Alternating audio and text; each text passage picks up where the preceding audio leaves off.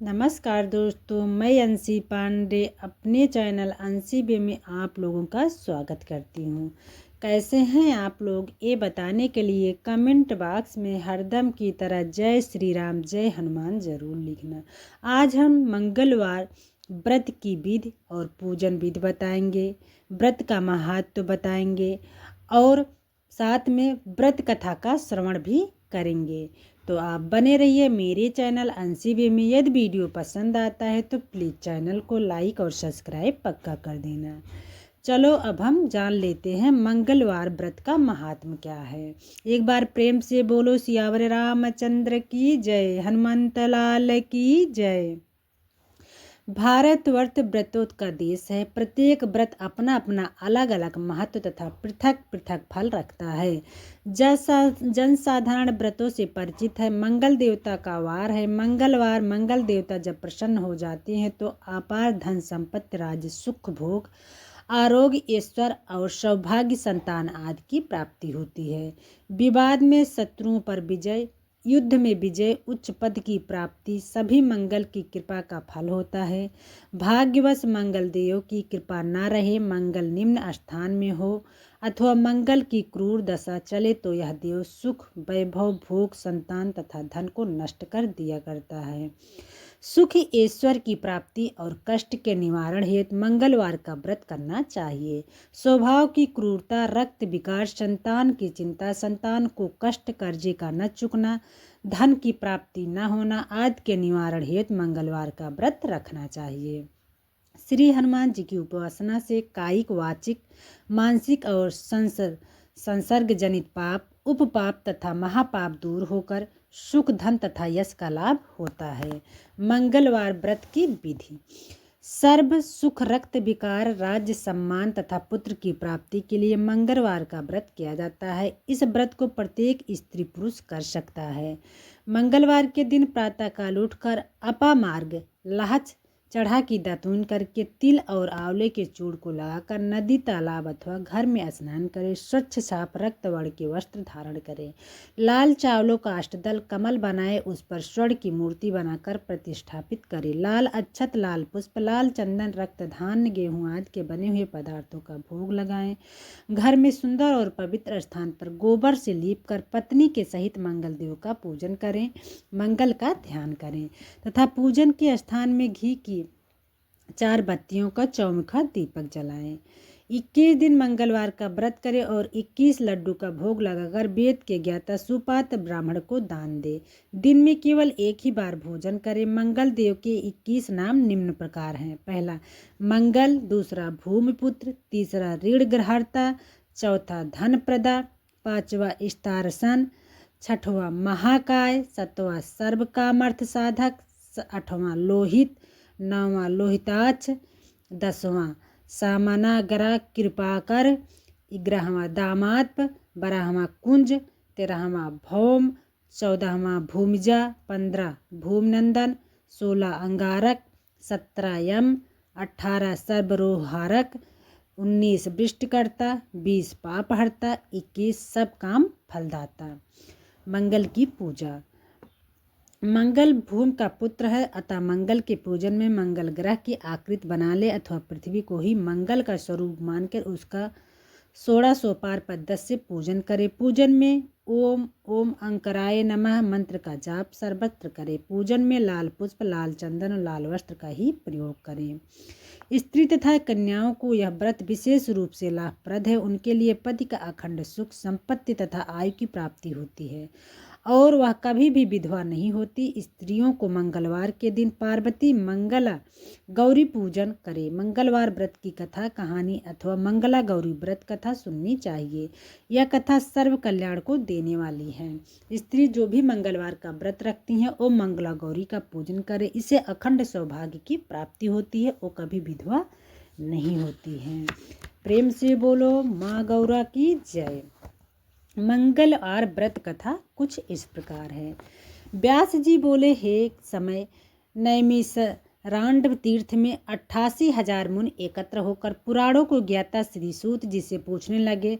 सौनाकित ऋषि बोले, हे महामुने, आपने अनेक पुराणों की कथा सुनाई है। आप कृपा करके ऐसा व्रत और कथा बताए जिसके करने से संतान की प्राप्ति हो तथा मनुष्यों को रोग, शोक, अग्नि, सर्प आदि का भय न हो, क्योंकि कलयुग में जीवों की आयु कम है, फिर इस पर भी उन्हें रोग आदि घेरे रहेंगे, तो श्री हरि का ध्यान कैसे कर सकेंगे।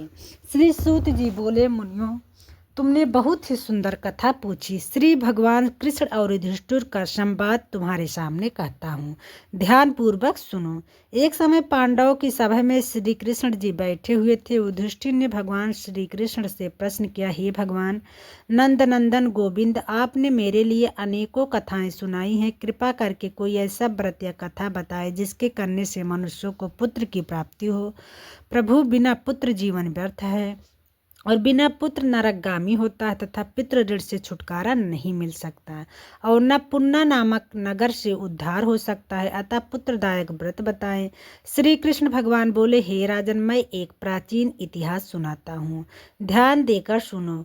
कुंदनपुर नाम नगर में उसमें नंदा नाम का एक ब्राह्मण रहता था। भगवान की कृपा से उसके पास सब कुछ था, फिर भी वह दुखी था। इसका एकमात्र कारण यह था कि ब्राह्मण की स्त्री सुनंदा की कोई संतान नहीं थी। ब्राह्मण की स्त्री सुनंदा पतिव्रता थी, भक्ति पूर्वक हनुमान जी की आराधना करती थी। मंगलवार के दिन व्रत के अंत में भोजन बनाकर हनुमान जी का भोग लगाने के बाद स्वयं भोजन करती थी। एक दिन मंगलवार के दिन ब्राह्मणी कार्य की अधिकता से हनुमान जी का भोग न लगा सकी तो ब्राह्मणी को बहुत दुख हुआ।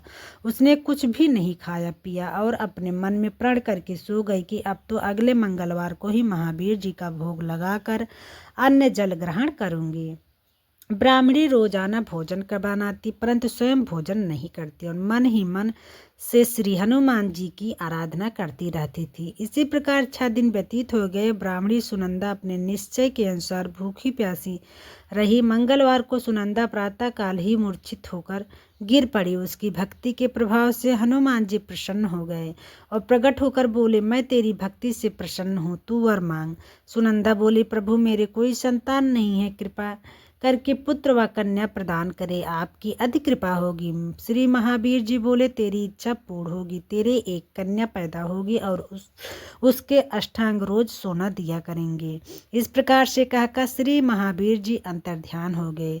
ब्राह्मणी बहुत ही प्रसन्न हुई, सारा समाचार अपने पति से कहा। ब्राह्मण देव कन्या का वरदान सुनकर कुछ दुखी हुए परंतु सोने की बात सुनी तो बहुत प्रसन्न हुए। विचार किया, कन्या के साथ मेरी निर्धनता भी समाप्त हो जाएगी। श्री महावीर जी की कृपा से वह ब्राह्मणी गर्भवती हुई और 10वें महीने में जाकर उसे कन्या रूपी रत्न पैदा हुआ। वह बालिका अपने पिता के घर में जिस प्रकार शुक्ल पक्ष का चंद्रमा बढ़ता, ठीक उसी प्रकार वह अपने पिता के घर में नित्य बढ़ने लगी। 10वें दिन ब्राह्मण ने इस बालिका का नामकरण संस्कार कराया तो इसके कुल पुरोहित इस बालिका का नाम रत्नबाला रखा, क्योंकि यह कन्या सोना दिया करती थी। इस कन्या ने पूर्व जन्म में बड़े ही विधि विधान पूर्वक मंगल देव का व्रत किया था। रत्नबाला का अष्टांग बहुत सा सोना देता था। इस सोने से वह ब्राह्मण बहुत ही धनवान हो गया, जिससे उस नंदा ब्राह्मण को बहुत ही मद तथा अभिमान हो गया। सुनंदा ने देखा कि उसकी पुत्री विवाह के योग्य हो गई है तो अपने पति ब्राह्मण देवता को अत्यंत प्रसन्न देखकर बोली, मेरी पुत्री रत्नबाला विवाह के योग्य हो गई है, अतः आप कोई सुंदर तथा योग्य वर देकर विवाह कर दे, क्योंकि शास्त्रों की में वर्णन है 8 वर्ष में गौरी, 9 वर्ष में रोहिणी, 10 वर्ष तक कन्या, इसके बाद राज्यस्वला संज्ञा हो जाती है। गौरी के दान से पाताल लोक की प्राप्ति होती है, रोहिणी के दान से वैकुंठ की प्राप्ति होती है, कन्या के दान से इस लोक में सुखों की प्राप्ति होती है। अगर हे पतिदेव राज्यस्वला का दान किया जाता है तो रौरव नरक की प्राप्ति होती है। ब्राह्मण बोला, अभी तो रत्नावली 10 ही वर्ष की है और देख मैंने तो 16-16 साल की कन्याओं के विवाह कराए हैं, अभी जल्दी ही क्या। ब्राह्मणी बोली, आपको तो लोभ अधिक हो गया है, अगर 11वें वर्ष में विवाह नहीं होता तो उसके मासिक धर्म का रक्त पिता और भ्राता को पान करना पड़ता है। शास्त्र में कहा भी है कि माता पिता बड़ा भाई रजस्वला कन्या को देखते हैं तो अवश्य ही नरकगामी होते हैं। ब्राह्मण बोला, अच्छा, कल मैं अवश्य ही लड़का देखने के लिए जाऊंगा और दूत को भेजूंगा। दूसरे दिन ब्राह्मण ने अपने दूत को बुलाया और आज्ञा दी कि जैसी मेरी सुंदर कन्या और वैसा ही सुंदर वर तलाश कर लाओ। दूत ने अपने स्वामी की आज्ञा पाकर बंबई नगर से एक सुंदर ब्राह्मण के बालक को देखा।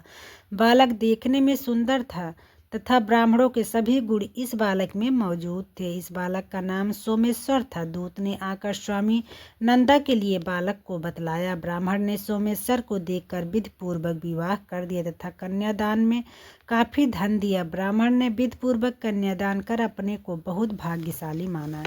नंदा को महालोभ हो गया। उसने विचार किया, अब कन्या तो चली जाएगी, मेरे लिए सोना जो इस कन्या से मिलता था वह अब नहीं मिलेगा। मेरे पास जो धन था इसकी शादी में खर्च हो गया है और जो कुछ भी है वह कुछ समय में नष्ट हो जाएगा। इससे इस कन्या का विवाह करके मैंने बहुत गलती की। अब मुझे कुछ उपाय करना चाहिए जिससे यह कन्या मेरे घर में बनी रहे, अपनी ससुराल न जाए। ब्राह्मण इसी पर विचार करते हुए रात्रि भर सोया तक नहीं। उसने विचार किया कि जब कन्या को लेकर सोमेश्वर अपने घर के लिए जाएगा तो वह छिपकर मार्ग में उसका वध कर देगा और अपनी कन्या रत्नबाला को अपने घर ले आएगा, जिससे उसे नियमित रूप से सोना मिलता रहेगा और समाज का कोई मनुष्य उसे दोष नहीं दे सकेगा। प्रातःकाल हुआ। नंदा और सुनंदा ने जमाई तथा लड़की को खूब धन देकर विदा किया। सोमेश्वर अपनी पत्नी रत्नबाला को ससुराल से अपने घर लेकर चल दिया। ब्राह्मण नंदा महालोभ के वशीभूत होकर मार्ग में छिपा हुआ था कि जमाई को मारकर रत्नबाला को फिर अपने घर ले जाए, जिससे उसे अष्टांग सोना मिलता रहे, वह कभी निर्धन न हो जाए। नंदा ने अवसर पाकर सोमेश्वर का वध कर दिया और अपनी लड़की रत्नबाला के पास जाकर बोला कि हे पुत्री, मार्ग में लुटेरों ने तेरे पति का वध कर दिया, अब तू घर चल, वहां पर ही रहकर अपने शेष जीवन को व्यतीत करना। भगवान की इच्छा के आगे किसी का कोई वश नहीं चलता, उसे जो अच्छा लगता है वही करता है और बेटी जो भाग्य में लिखा है वही होगा, इसमें किसी का कोई वश नहीं है। अपने पिता के द्वारा अपने पति की मृत्यु का समाचार सुनकर रत्नबाला बहुत दुखी हुई और अनेकों प्रकार से रुदन करने लगी और अपने पिता से बोली, हे पिताजी, इस संसार में जिस स्त्री का पति नहीं है उस स्त्री का जीना व्यर्थ है। मैं अपने पति के साथ ही अपने शरीर को जला दूंगी और सती होकर अपने इस जन्म को अपने माता पिता के नाम को तथा सास ससुर के यश को सार्थक करूंगी। मैं अब लौट कर घर नहीं जाऊंगी। अपनी कन्या रत्नबाला की वाक्यों को सुनकर ब्राह्मण बहुत दुखी हुआ। विचार करने लगा, मैंने व्यर्थ इसका वध किया, क्योंकि रत्नबाला इसके पीछे अपने प्राण तक देने को तैयार है। मेरे लिए ये धन अब प्राप्त होगा ही नहीं, मेरा तो दोनों तरफ से मरण हो गया। और यह सोचकर बहुत ही रोने लगा। सोमेश्वर की चिता बनाई गई। सोमेश्वर की स्त्री रत्नबाला सती होने की इच्छा से अपने पति के सिर को अपनी गोद में रखकर चिता पर बैठ गई। जैसे ही अग्नि लगाई वैसे ही मंगलदेव प्रसन्न हो गए और बोले, हे रत्नबाला, मैं तेरे पति भक्ति से प्रसन्न हूँ, तू वर मांग। रत्नबाला ने अपने पतिदेव का जीवन दान मांगा। मंगलदेव बोले, रत्नबाला, तेरा पति अजर अमर और महाविद्वान हो जाएगा और भी जो कुछ तेरी इच्छा हो वर मांग। रत्नबाला बोली, हे ग्रहों के स्वामी, यदि आप मुझ पर प्रसन्न हैं तो मुझे यह वरदान दीजिए कि जो आपका मंगलवार के दिन प्रातःकाल लाल पुष्प लाल चंदन से पूजन करे, आपका स्मरण करे, उसको रोग और व्याधि कभी न हो, उसका सौजन्य से कभी भी योग न हो और सर्प अग्नि तथा शत्रुओं का भय न रहे। जो स्त्री मंगलवार का व्रत करे वह कभी विधवा न हो, उसको पुत्र और पौत्रों की प्राप्ति हो। मंगलदेव तथास्तु कहकर अंतर्ध्यान हो गए। सोमेश्वर मंगलदेव की कृपा से जीवित हो गया। रत्नबाला अपने पद को प्राप्त कर बहुत ही प्रसन्न हुई और मंगलवार का व्रत प्रत्येक मंगलवार को कर व्रतराज और मंगलदेव की कृपा से इस लोक में नाना प्रकार के सुख भोग कर अंत में पद के साथ स्वर्ग लोक को गई। प्रेम से बोलो हनुमान जी की जय, मंगल देवता की जय, सब देवी देवता की जय। हनुमान जी की व्रत कथा और पूजन विधि यहीं तक था। आशा करती हूँ कि मंगलवार से जुड़ी सारी बातें आपके समझ में आ गई होंगी। अब मैं आपको मिलूँगी एक नए वीडियो में। तब तक के लिए नमस्कार, धन्यवाद। जय श्री राम, जय हनुमान।